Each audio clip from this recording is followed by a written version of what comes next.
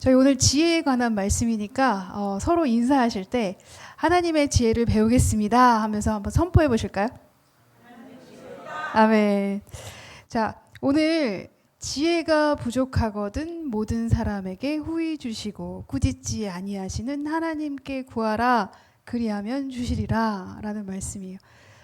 너무나 유명한 말씀이라 여러분 많이 외우시고 계실 텐데, 그러면 여기에서 지혜가 부족할 때 어떻게 구해야 되는지 오늘 본문에서는 알려주고 계신데, 왜 지혜가 필요한지는 본문 앞쪽에 설명이 되어 있어요. 그래서 먼저 본문 앞을 좀 보겠습니다.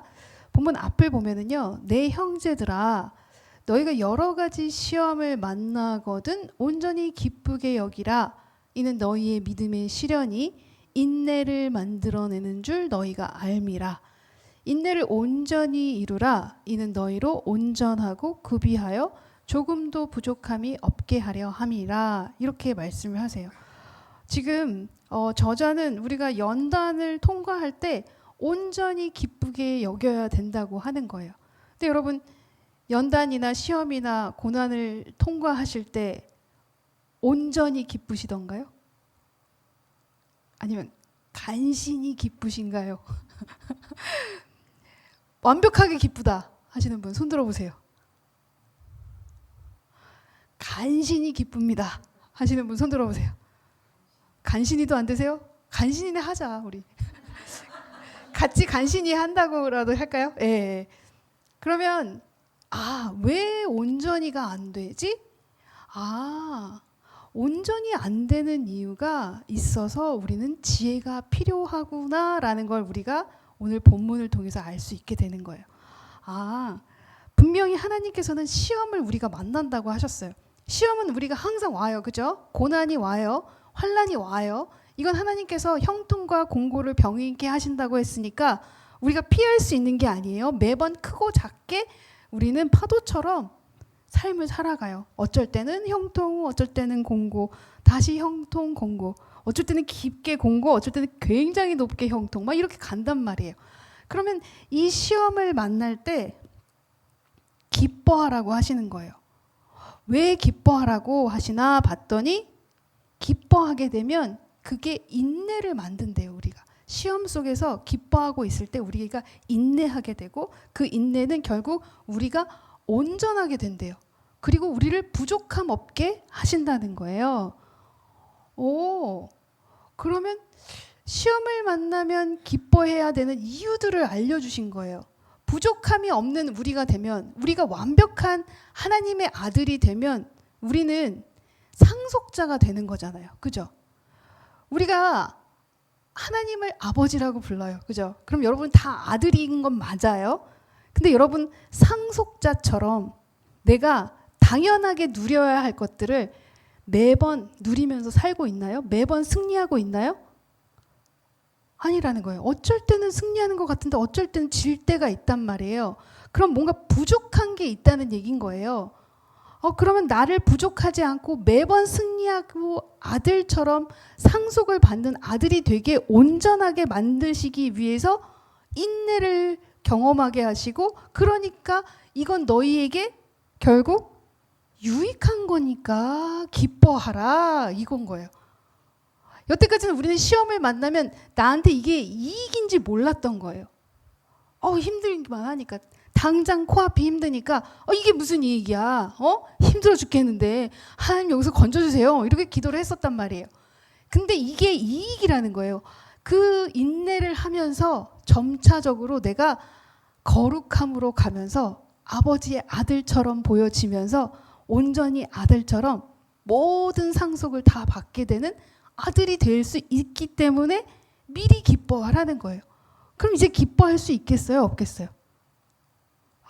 아직도 그냥 간신히 기뻐하실 수 있는 건가요? 아니잖아요. 여러분, 완벽한 아들이 되게 하시고 완벽하게 우리가 상속자가 되게 하시기 위해서, 우리에게 이익을 주시기 위해서 지금 시험을 주시는 거니까, 이 시험이 좋은 거예요? 나쁜 거예요? 이게 뜨뜻미지근하면 어떡하지? 좋은 거예요? 나쁜 거예요? 좋은 거예요. 그럼 기뻐해야 돼요? 슬퍼해야 돼요? 기뻐해야 돼요. 그럼 이제부터 기뻐하실 수 있어요, 없어요? 아멘. 예. 아이고 속이 시원해. 이거거든요. 결국 시험을 만날 때마다 우리가 왜 기뻐해야 되는지 이유를 알면 기쁠 수 있다는 거예요. 근데 그동안에는 왜 기뻐해야 되는 거예요? 도대체 이게 결국 내가 완전한 아들처럼 상속자가 되기 위해, 상속자는 하나님께 다 내 거잖아요. 그죠? 곳간에 열어서 서기관처럼 꺼내 쓰는 거예요. 여러분이 아들처럼. 예수님의 능력이 여러분에게 고스란히 동일하게 온다는 거예요. 그런 아들을 만들기 위해서, 완벽한 아들이 되게 하기 위해서, 인내를 가지고 너희들을 변화시키기 위해서 하나님께서는 시험을 허락하신다는 거예요. 그러니까 만약에 내가 기뻐할 수 없다는 거는요, 그동안에 이것이 나에게 유익인지 몰랐다는 거죠. 네. 몰랐으니까 안 기뻐한 거죠. 왜 몰랐냐? 하나님의 생각을 아직 몰랐던 거예요. 하나님이 나에게 이렇게 유익을 주시기 위해서, 나에게 아들처럼 상속자가 되게 하시기 위해서 이걸 주셨다는 건데 그걸 몰랐구나 내가. 그러니까 그 하나님의 생각을 알려면 이제는 지혜를 구해야 되는 거구나 라고 알려주신다는 거예요. 그러니까 너희 중에 누구든지 지혜가 부족하거든, 너희들이 하나님의 생각이 없어서 너희에게 이게 무엇이 유익인지 몰라서 기뻐하지 못해서 너가 시험을 만나도 여태까지 기뻐하지 못했다면 이제 지혜를 구해라, 이렇게 얘기하신다는 거예요. 이해가시죠? 네. 그러면 지혜를 구하여야 되는데 본문에서 지혜를 구할 때 어떻게 구해야 되나 봤더니 6절에 보면은 조건이 믿음으로 구해야 된대요. 그리고 또 하나는 의심하지 말고 구하여야 된대요. 지금 믿음으로 구하고 의심하지 말고 구하는 게 같은 말이에요, 여러분. 그죠? 결국 믿음으로 구한다는 게 내가 의심함이 없다는 얘기잖아요. 그죠? 근데 이 조건이 우리 다 아는 내용이에요. 이게 안 들어봤던 내용이 아니라 알아요. 그죠? 근데 안 되잖아요, 잘. 그죠? 우리가 막 요동치잖아요. 믿으면서 하나님께 지혜를 구해야 되는데 어쩔 때는 이게 믿음으로 구하여지고 어쩔 때는 될까? 정말 될까? 진짠가? 우리가 의심하게 된다는 거예요. 그러면 여태까지 내가 지혜를, 하나님의 지혜, 하나님의 생각을 받지 못했던 이유는 내가 의심으로 구했었구나. 의심으로 구하고 온전한 믿음으로 구하지 못했기 때문에 지혜를 받지 못했던 거고, 지혜를 받지 못했기 때문에 하나님의 생각으로 내가 힘든 상황 속에서 기뻐하지 못했던 거고, 기뻐하지 못하니까 당연히 아들처럼 살지 못했구나가 되는 거예요. 그죠? 그러면 뭔가 하나님의 말씀은요, 여러분 딱딱 다 맞아져야 된다는 거예요. 오늘 아침에 저희 수련회가 8시에 여기서 나갔어요. 다른 팀이, 이제 다른 교회 분들이 여기를 사용하고 8시에 오전에 나갔어요. 그리고 여기가 난리가 났어요.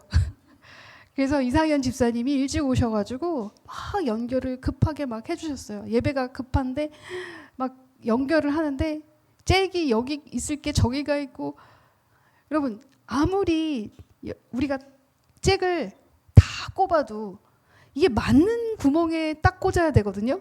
여기 저희는 라벨링을 다 해놨어요.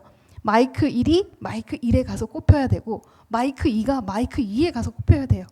근데 마이크 1을 2에다 가다 꼽아놓고 왜 안 되지? 하는 게, 우리가 기도를 해도 왜 안 되지? 왜 뭔가 이루어지지 않지? 왜 답답하지? 왜 하나님은 내 기도를 안 듣고 계시지? 아니, 안 듣고 계시는 게 아니라요, 우리가 제대로 하지 못하고 있기 때문에 이게 딱 커넥팅이 돼서 마이크 소리가 딱 나야 되는데 안 나고 있었다는 거예요. 이해가 가시죠? 내가 지혜가 부족했는데 지혜를 구하지도 않고 살고 있었고, 아들이라고 착각하며, 나는 예수님 믿으니까 당연히 아들이니까 아들은 당연히 상속자라고 생각했는데, 하나님은 상속자는 온전한 아들이 상속자인데 나는 부분적인 아들이었구나. 어쩔 때는 하나님 생각으로 하고 어쩔 때는 세상 생각으로 하니까 내 믿음이 반반이니까 내 믿음이 의심할 때가 있고 믿을 때가 있으니까 이 조건이 합해지지 않으니까 지혜가 내게 오지 않았구나. 지혜가 안 오니까 당연히 어려운 순간에 기뻐할 수 없었구나. 영적으로 보지 않으니까 기뻐할 수가 없는 상황이니까 기뻐할 수 없는 상황에 당연히 안 기뻐하는 게 세상적인 생각이잖아요. 근데 하나님의 생각은 기뻐하라는 거예요. 그럼 우리는 말씀 속에서 여태까지 아유 어떻게 그래도 그걸 기뻐해요. 말이 안 되죠 하고 생각했던 것들이 왜 우리가 이 기도가 이루어지지 않았나 생각을 해보면 결국 내가 말씀대로 하나님께서 기뻐하라고 하신 순간에 기뻐하지 못했기 때문에 안 됐다는 걸 여러분이 아셔야 된다는 거예요. 이제 여러분 제대로 된 곳에 꽂으시면 된다는 거예요. 말씀이 이렇게 얘기하시면 너희가 이 환난 속에서 시험을 당하거든 온전히 기뻐하라 한 그 말씀대로 내가 이제는 기뻐할 수 있어야 된다는 거예요. 내가 기뻐하지 못했던 건 내가 지혜가 부족해서였구나 라고 생각하시면 된다는 거예요. 아, 지혜를 구해야 되는데 지혜를 구해도 내가 지혜가 없었던 건 믿음으로 구하지 못했구나. 의심하며 구했구나 라는 것을 아시면 된다는 거예요. 자, 그렇다면 여기서 우리가 지혜가 먼저 무엇인지 한번 짚고 넘어갔으면 좋겠어요. 도대체 지혜가 뭔데 우리가 지혜를 구해야 할까? 근데 이게 근본이라는 거예요. 여호와를 경외하는 것이 지식의 근본이언을 미련한 자는 지혜와 훈계를 멸시하느니라. 여러분 여태까지 시험을 만나면 기뻐해야 된다는 이 단순한 말씀이 여러분에게 깊이 와닿아서 정말 기뻐하려고 노력한 적이 있으셨나요? 이게 근본인데 정말 기뻐해야 되는 그 말씀대로 내가 기뻐하지 못했다면 나는 말씀과 어긋난 행동을 하고 있었던 거니까 이 훈계를 멸시했던 거나 동일하다는 거예요. 놀랍죠? 내가 말씀을 멸시하고 있었네? 맞아요. 우리가 너무나 많은 말씀 속에서 이거를 그냥 이거는 그냥 실질적인 건 아니지 이렇게 치부하면서 이걸 제대로 우리가 성실하게 이행하려고 노력했나? 아닐 때가 너무나 많았던 거예요. 어떻게 기뻐해요? 하나님 그건 불가능한 건데 그냥 하나님이니까 그냥 한번 해보라고 이렇게 적어놓으신 거겠지. 한번 해보라고. 안 되면 뭐 어쩔 수 없지. 뭐 이렇게 생각을 하셨다면 그건 다르다는 거예요. 왜냐하면 여기 분명히 여호와를 경외하는 것이 지식의 근본인데 미련한 자는 그 지혜와 훈계를 멸시하고 있었다는 거라는 거예요. 그럼 이제 우리가 어떻게 하셔야겠어요? 기록된 이 말씀에서 더하지도 덜하지도 않은 그대로 우리가 지켜 행해야 되는구나. 기뻐하라고 하시면 진짜 기뻐해야 되는구나 라는 거예요. 간신히가 아니에요, 여러분. 억지로가 아니라 진짜 기쁘셔서 소리를 치시면서 박수를 치시면서 야! 진짜 힘든데 진짜 기쁘다. 이렇게 하셔야 된다는 거예요. 이게 지혜라는 거예요. 자, 여러분. 이렇게 하나님께서는 지식, 지혜, 모사로 우리에게 어떻게 승리를 주시는지 미리 알려주셨어요. 그래서 이런 지혜로 적용하는 사람은 강하대요. 지혜 있는 자는 강하고 지식이 있는 자, 하나님의 말씀에 옳다한 것에 옳다하고 아니라고 한 것에 아니라고 하는 사람은 힘이 있고 그리고 너는 모략으로 싸워라. 이 모략은 명철, 모사 다 동일한 단어예요. 자, 그럼 모략으로 싸운다는 건 뭐냐? 결국 이 지식과 지혜를 같이 사용하는 사람. 그래서 이 지식 하나님의 옳다한 것을 내가 지혜로 한번 행함으로 진짜 실질적으로 하는 사람들. 그래서 불가능한 것을 가능케 하고 가능한 것을 더 잘되게 바꾸는 사람들이 이 지혜 있는 자들이라는 거예요. 그러니까 지식과 지혜가 함께 있으니 당연히 승리는 모사, 이 명철 모사 이게 많음에 있느니라. 이렇게 하는 사람을 당할 수가 없는 거예요. 당연히 승리한다는 거예요. 네. 그러면 지혜가 얼마나 복이 있는지 여러분 지혜에 복을 주셨대요. 지혜를 여러분이 진짜 복으로 생각하셔야 되는 게 뭐냐면 지혜를 얻는 자와 명철을 얻은 자는 복이 있나니 이는 지혜를 얻는 것이 은을 얻는 것보다 낫고 우리는 그동안에 뭘 구했어요? 지혜를 구하셨나요? 아니면 은을 구하셨나요? 예, 저는 은을 구하며 살았던 것 같아요. 예, 아닌 척 하시길래 제가 먼저 고백할게요. 저는 은을 구하면서 살았던 것 같아요. 그러니까 세상적인 것들. 하나님, 이게 있으면 내가 좀 더 하나님을 잘 섬길 수 있을 것 같은데요. 하면서 하나님의 조건을 달면서 하나님이 이걸 해주시면 제가 할게요. 하나님이 이렇게 길을 열어주시면 제가 이렇게 그 길로 갈게요. 지금은 상황이 안 되니까 제가 그 길로 못 가잖아요. 그 상황을 열어주셔야 제가 더 하나님께 봉사할 수 있는 시간이 있을 텐데요. 하면서 맨날 은만 구했던 것 같아요. 근데 지혜를 얻는 것이 은을 얻는 것보다 더 낫대요. 그 이익이 정금보다 나음이니라. 지혜는 진주보다 귀하니 너희 사모하는 모든 것으로 이에 비교할 수 없도다. 결국 지혜가 하나님의 지혜, 하나님의 생각을 얘기하는 거거든요. 그 우편손에는 장수가 있고요. 그 좌편손에는 부귀가 있대요. 장수 있고 부귀 있으면 다 가진 거 아닌가요, 여러분? 네. 그 길은요, 즐거운 길이래요. 그리고요, 그 첩경은 뭐예요? 쇼컷, 네, 지름길. 다 평강이래요. 지혜는 그 얻은 자에게 생명나무고요. 지혜를 가진 자는 복되도다 했어요. 결국 지혜로 인해서 우리가 다 가질 수 있는데 우리는 너무 우둔해서 맨날 다른 것들을 찾고 있었다는 거죠. 네. 그렇다면 이제 본문에서 우리가 어떻게 이 지혜를 가질 수 있는지 구체적인 걸 한번 보도록 하겠습니다. 너희 중에 누구든지 지혜가 부족하거든 모든 사람에게 후히 주시고 꾸짖지 아니하시는 하나님께 구하라. 그리하면 주시리라. 우선은 구해야 된다고 말씀하세요. 네. 근데 우리가 구했을 때 어떻게 구하시느냐면 하나님께서 주실 것을 믿으면서 구해야 돼요. 네. 그렇게 해서 믿으면서 구하셨을 때 하나님이 어느 정도로 주시냐면 여러분 넘치게 주신다는 거예요. 오늘 우리 중고등부 친구들이랑 예배 드릴 때 여러분들이 어려워하고 힘든 것을 지혜로 풀어갈 수 있을 텐데 하나님의 지혜로 넘어갈 수 있고 하나님의 지혜로 그 상황을 대처할 수 있고 하나님의 지혜로 모든 것을 선으로 바꿀 수 있을 텐데 그 지혜를 구해본 적이 있을까? 했더니 없대요. 여러분 지혜를 구해본 적이 있으세요? 대답을 기대하는 제가 잘못된 건가요? 입을 그냥 오늘 절대로 열지 말아야지 하고 다짐하시고 오셨나요? 네. 감사합니다. 이렇게 시원하게 얘기해 주시면 그 다음 제가 이어갈 수 있죠. 네. 없으시다고 했어요.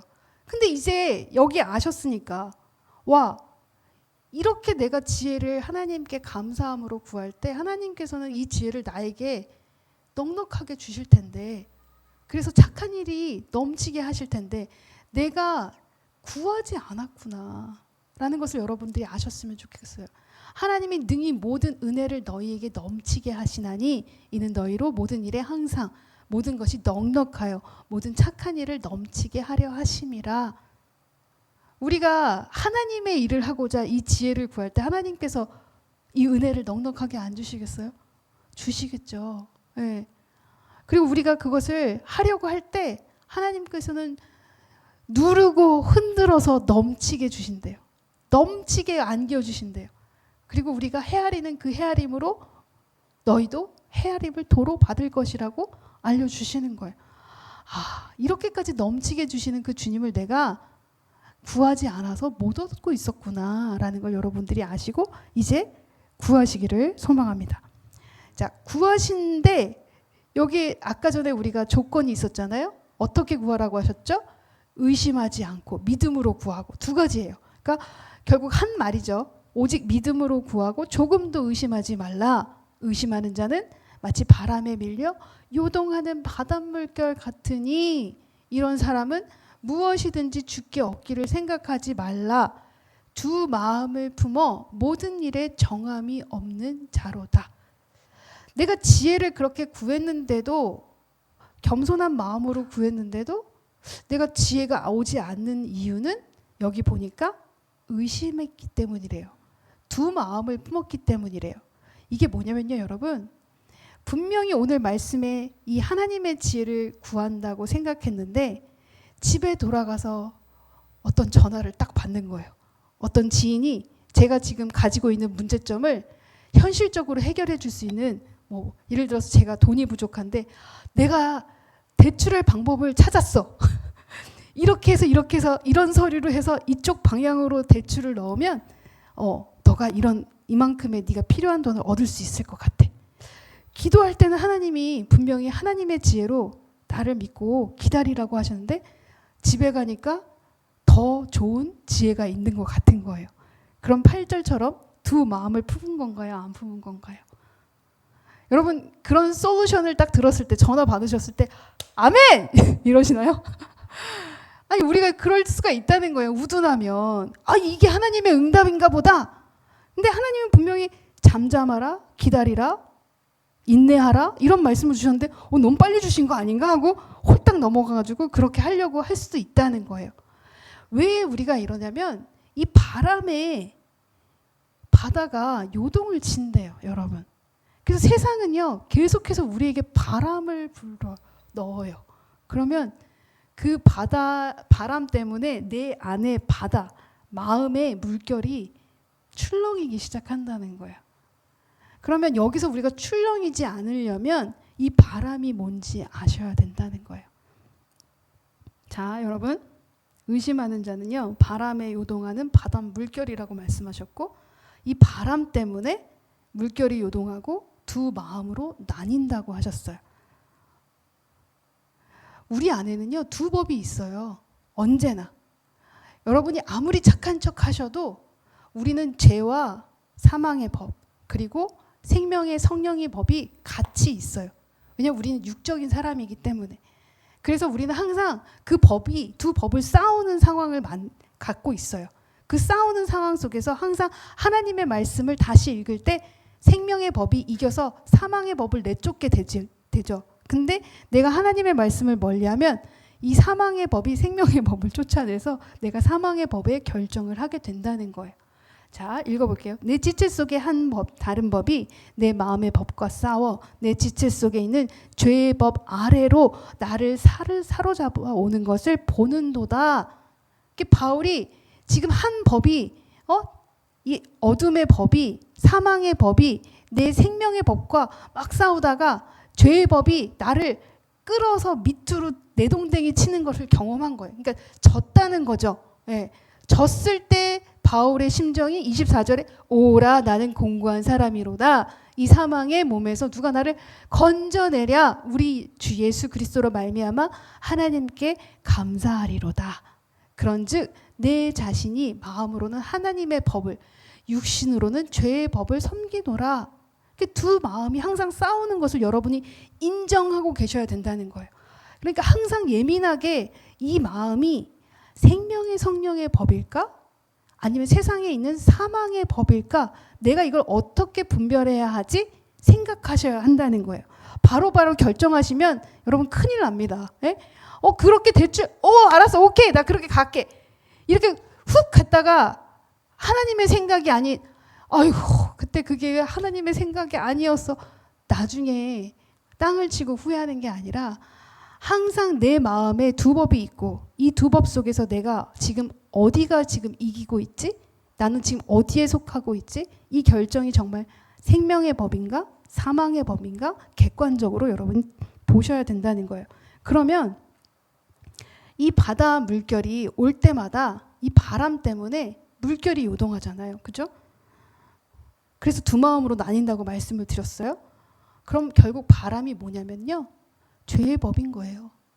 바람은요 우리가 세상에 나가면 매일매일 우리에게 쏟아져 와요. 심지어는 가족으로부터도 사망의 법이 와요. 죄의 법이 와요. 막 세상의 생각을 나한테 막 얘기해요. 그게 내 남편일 수도 있고요, 내 아내일 수도 있고 내 자녀일 수도 있어요. 크리스찬이라고 바람에 세상의 생각을 안 하는 게 아니잖아요. 우리는 항상 두 법이 있으니까. 저도 있어요. 저도 때로는 제 동생한테 야 큰일 났다. 우리 여름 성경 캠프 어떡하냐? 어떡하냐? 순간 사망의 그 그 법이 오면 겁이 덜컥 나는 거예요. 우리 할 수 있을까? 그러다가 만약에 제 동생이 그때 생명의 법에 거하면 아니야. 목사님 할 수 있어요. 하고 만약에 얘기를 해준다면 바꾸는 거죠. 아, 그렇지. 맞아. 내가 왜 좌절했을까? 이렇게 바꿔줄 수 있어요. 근데 만약에 제 동생도 같이 죄의 법에 머물러 있어. 그래, 큰일 났어, 우리. 이러고 있으면 우린 계속 세상적인 생각으로 하고 세상적인 방법을 그럼 어떻게 더 세상적인 방법으로 갈까 하고 길이 엄한 대로 가는 거죠. 결국 바닷 물결이 뭐냐면 여러분의 마음이에요. 그 세상의 것이 왔을 때 하나님의 법이 있을 때는 우리가 이거를 바로 물리칠 수 있는데 그게 아닐 때는 여기에 요동이 치는 거예요. 막 흔들리는 거예요. 그러면서 두 마음으로 갈라지고 두 마음으로 갈라지니까 결국 내가 우둔한 결정을 하게 된다는 거예요. 그러면 간단하죠. 이 요동하는 두 마음을 다시 한 마음으로 만드셔야 돼요. 하나로. 결국 여러분께서 선포하셔야 된다는 거예요. 말씀은요, 여러분 힘이 있어요. 능력이 있어요. 좌우의 날선 검처럼 우리의 영혼, 몸, 골수를 찔러 쪼개서 우리를 변화시키세요. 그러면 하나님께서 이 말씀으로 우리 안에 생명의 법이 내가 예수를 통해서 너희에게 준 그 생명의 법이 너희 안에 바람으로 들어온 그 죄와 사망의 법에서 너를 나는 해방시켜 주었어 라고 선포를 이미 해주신 거예요. 그러면 여러분 이 말씀을 여러분이 입으로 시인할 때 어떻게 되는 거예요? 그걸 믿습니다라고 선포하고 이게 능력이 있어서 그대로 된다는 거예요, 여러분. 흔들릴 때마다 이걸 선포하시는 거예요. 하나님, 예수 안에 있는 그 생명의 성령의 법이 죄와 사망의 법에 있는 나를 해방시켰습니다. 저 더 이상 요동하지 않겠습니다. 흔들리지 않겠습니다. 두 마음을 한 마음으로 바꾸겠습니다. 지혜의 생각으로 하나님의 가치관으로 생각하겠습니다. 하고 우리가 선포하셔야 된다는 거예요. 그럼 돼요, 여러분. 그렇게 하시는 거예요. 여러분, 우리가 어린아이일 때는요, 계속 주님께 구했어요. 하나님 이렇게 해주세요. 하나님 지금 제가 너무 아파요. 날 아프게 하는 저 인간 치워주세요. 하나님 저 이 사업 너무 힘들어요. 돈 많이 주세요. 그럼 제가 하나님 11조 더 많이 드릴게요. 하는 이런 정말 어린아이 같은. 근데 그 마음도 하나님을 향하기 때문에 그런 기도를 하는 거예요. 그 어린아이 같은 기도도 하나님은 너무 기뻐하세요. 근데 여러분 계속해서 어린아이에 있을 수는 없는 거예요. 그죠? 여러분이 키가 자라면서 신앙생활을 하면서 말씀을 먹으면서 점점 여러분이 단단한 식물도 드셔야 한다는 거예요. 근데 맨날 그렇게 해주세요. 저렇게 해주세요. 단단한 식물은 장성한 자의 것이래요. 어떠한 말씀인지 다 씹어버리는 거예요. 네. 그래서 지각을 사용한대요. 지각을 사용해서 연단을 받는데요. 그 연단 속에서 어떻게 한대요? 영적 분별을 하는 자들이라는 거예요. 결국 이 시험이 이 영적으로 해석을 하는 거죠. 아, 이 시험을 통해 하나님은 나를 온전한 아들 삼아 주시고 결국 나를 유익하게 이익을 얻게 모든 하나님의 그 유업을 내가 쟁취할 수 있게 해주시려고 하는 건데 내가 여태까지 이게 힘들다고 투정 부리고 있었구나. 살려달라고 하고 있었구나. 아, 이제는 내가 단단한 식물을 먹자. 결국 단단한 식물을 먹는다는 거는요, 여러분, 십자가를 지겠다는 다짐이에요. 여러분, 여기 보면 유대인은요, 표적을 구한대요. 유대인은 하나님을 아는 이들이에요. 근데 그들은 계속해서 뭘 구했냐면 보여주세요. 보여주세요, 주님. 예수님 표적을 보여주세요. 병 낫게 해주세요. 떡을 주세요. 매번 이 표적을 구했어요. 어쩌면 우리가 유대인처럼 계속해서 뭔가를 보여달라는 기도를 하고 있었는지도 몰라요. 근데 헬라인은 이방인이죠. 그 당시에. 헬라인은 어떻게 했대요? 지혜를 찾았대요. 요즘 세상 사람들이 얼마나 많은 지혜를 찾아요. 그죠? 어떻게 하면 더 잘 살 수 있을까? 어떻게 하면 뭘 할 수 있을까? 여러분 유튜브 보면 없는 게 없어요, 진짜. 심지어는 창틀을 어떻게 하면 깨끗하게 실용적으로 청소할 수 있는지, 방충망 청소는 비 올 때 하라고 적혀 있더라고요. 그런 것처럼 정말 시시콜콜한 그러한 지혜들이 쏟아져 나와요. 헬라인들은, 이방인들은 그런 지혜를 찾아요. 근데 우리는, 제대로 된 그리스도인들은 어떻게 해야 되나 봤더니 이거 주세요, 저거 주세요가 아니라 전해야 된대요. 뭘 전해야 되나 봤더니 십자가에 못 박힌 그리스도를 전해야 된대요. 이 전하는 게, 예수님은 십자가에 못 박히셨어요, 그리고 죽으셨다가 3일 만에 부활하셨어요 하는 내용을 전하라는 게 아니라, 그렇게 오신 예수님처럼 우리가 삶으로 보여주는 걸 전한다는 거예요. 향기로 하는 거예요. 소리로 하는 게 아니라 내 온몸에서 풍겨나가야 된다는 거예요. 그래서 우리가 이렇게 전할 때 유대인은 이렇게 얘기한대요. 불편해. 거리끼는 것이. 어쩌면 우리의 옛 모습일 수도 있어요. 우리가 예전에 어린아이 신앙일 때는 이 십자가의 내용이 오면 불편해요. 거리끼고 싶어요. 하나님 좀 이따가 십자가 지면 안 될까요? 제가 저 사람을 꼭 지금 용서해야 할까요? 죽기 전에 용서하면 안 될까요? 아니면 10년 후에 가면 좀 용서할 수 있을 것 같은데, 그때 가면 조금 이렇게 희미해져가지고, 그러면서 거리끼는 것이 되죠. 이방인들은 그런 우리를 뭐라고 하냐면, 이렇게 십자가를 전하고 용서하는 삶을 사는 우리에게 그렇게 미련하게 살아. 왜 그러고 살아? 이거 한 대 맞았으면 한 대 때려야지. 왜 맞고 가만히 있어? 이렇게 얘기를 하고 있어요. 그런데 이게 우리가 가야 되는 방향이라고 하시는 거예요. 이게 장성한 자이고요. 이게 단단한 식물을 먹는 자라는 거예요. 여러분. 그러려면요, 여러분, 이제 그 지혜를 방해하는 그 바람을 제거하는 방법을 우리가 로마서 8장 2절로 선포하는 기도로, 생명의 성령의 법이 죄와 사망의 법으로 해방시켜 주셨으면 감사합니다, 이렇게 우리가 선포를 하고요. 동시에 우리가 다른 손으로는 칼날을 휘두르셔야 되는 거예요. 왜냐하면 영적 전쟁이니까 방어만 해서는 안 돼요. 싸우셔야죠. 그죠? 근데 어떻게 싸우냐 봤더니, 너희 지체를 불의의 병기로 죄에 들이지 말고 오직 너희 자신을 죽은 자 가운데서 다시 산 자 같이 하나님께 드리며 너희 지체를 의의 병기로 하나님께 드리라. 우리가 무기가 되는 거예요. 무기가. 그 무슨 말인가요? 우리 너무나 유명한 고린도 후서 6장 7절에서 10절 말씀. 여기에 비밀이 있어요, 여러분. 어떻게 칼을 휘두르는지 정확하게 여기 설명이 되어 있어요. 진리의 말씀과 하나님의 능력 안에 있어 의의 병기로 좌우하고 영광과 욕됨으로 말미암으며 악한 이름과 아름다운 이름으로 말미암으며 속이는 자 같으나 참되고 무명한 자 같으나 유명한 자고 죽은 자 같으나 보라 우리가 살고 징계를 받은 자 같으나 죽임을 당하지 아니하고 근심하는 자 같으나 항상 기뻐하고 가난한 자 같으나 많은 사람을 부요하게 하고 아무것도 없는 자 같으나 모든 것을 가진 자로다. 이것만 보면 정신이 하나도 없죠? 뭔 소리야? 정리를 했어요, 여러분. 근심할 때 그게 근심으로 끝나는 게 아니라고 얘기를 해주시는 거예요.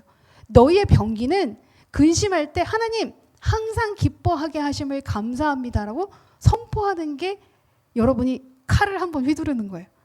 그러니까 근심하는 일이 생겼을 때 땅 꺼지는 이 한숨을 쉬시는 게 아니라, 하나님 제 마음이, 제 육은 지금 근심하는 자 같습니다. 같다는 건 진짜 근심하는 거예요? 아닌 거예요? 아닌 거잖아요. 근심하는 것처럼 보이지만 저 항상 기뻐하겠습니다 하고 내가 기도를 딱 하는 거예요. 소리 내서 기도하시는 거예요. 그럼 선포가 된 거죠.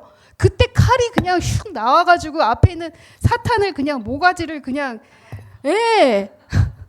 격하죠. 근데 이렇게 얘기하면 좀 시원하지 않으세요? 그냥 모가지를 댕강 하고 잘라버리는 거예요. 없는 자 같아. 아무것도 없는 자 같아요. 저희 도대체 이번에 있는 게 없었어요. 이번 여름 캠프 하면서 선생님도 부족하고 진짜 재정적으로도 부족하고 진짜 부족한 거 투성이었는데 시간도 부족하고 근데 하나님이 저희 없는 자 같으나 모든 것을 가진 자로 세워주심을 찬양합니다 했을 때 여기 정은성 선생님도 있는데 갑자기 놀러 오셨던 저분이 진짜 굴러 들어온 돌이 이렇게 박힌 돌처럼 되는 그런 상황이 되셔서 이번 여름 성경 캠프 때 정말 수고를 많이 해주셨거든요. 부족한 가운데 하나님께서는 저희를 인도해 주시고 계셨고 정말 너무나 많은 곳에서 도움의 손길이 왔고 정말 어떻게 이게 대체할 정도로 놀라울 정도로 하나님께서 하나씩 하나씩 다 채워주시는 것을 느꼈어요. 이게 뭐냐? 하나님 없는 자 같으나 모든 것을 가진 자로 세워주심을 찬양합니다 하고 기도했기 때문이에요. 여러분 징계를 받을 때 하나님 아파 죽겠어요. 아우 왜 그러세요? 진짜 언제까지 이러실 거예요? 라고 징징거릴 게 아니라 하나님 저 징계를 받는 것 같아요. 진짜 아파요. 그러나 죽임을 당하지 않게 하심을 찬양합니다. 이렇게 선포하시는 거예요. 그럼 또 칼이 쫙 나가는 거예요.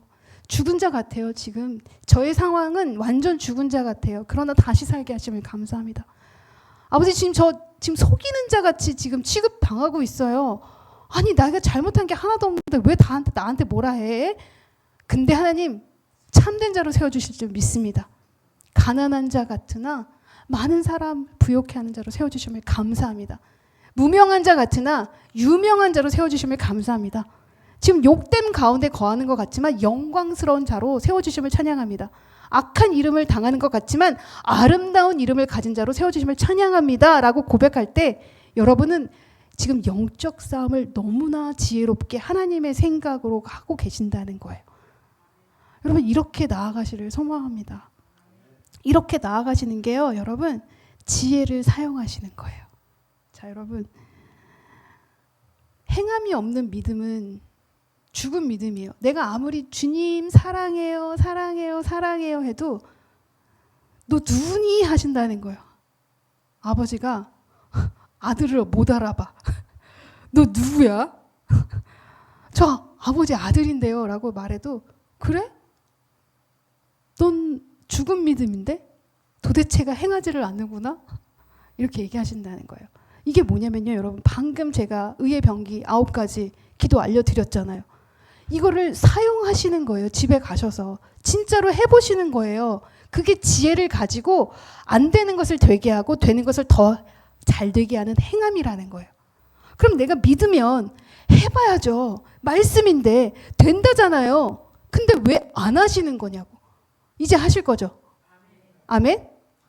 그러면 내가 행함이 없는 죽은 믿음이 아니라 믿음과 함께 그래서 온전케 되는 믿음으로 바꿔지는 거예요.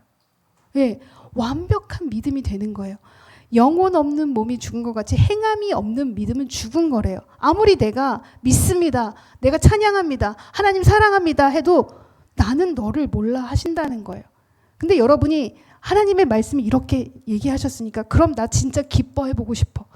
어떠한 상황에도 이 기쁜 상황이라고 하시고 나에게 이익을 주시기 위해서 나를 온전케 하시기 위해서 지금 주시는 힘듦이니까 나 여기서 찬양하고 싶어. 기뻐하고 진짜 기뻐하고 싶어. 억지로 하는 게 아니라 내 영혼에서 나오는 기쁨을 하나님께 올려드리고 싶어 한다면 여러분이 이러한 기도를 아까 의의 병기 기도를 올려드리는 거예요.